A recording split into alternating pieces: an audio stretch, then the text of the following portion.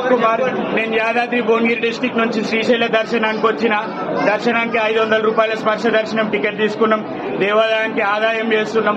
పొద్దుగా లేచి నిష్ఠగా పూజ చేసి శివాలయంకి పోతాం. మేము మా హిందూ ధర్మాన్ని మేము కాపాడుకోవాలి.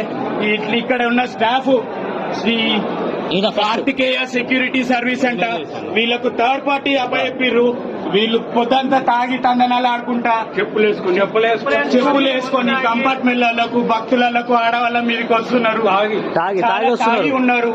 వీళ్ళని ఈవో ఇప్పటి వరకు స్పందించలేదు. గత 40 నిమిషాలుగా మేము ఇక్కడ కూర్చొని ధర్నా చేస్తున్నా.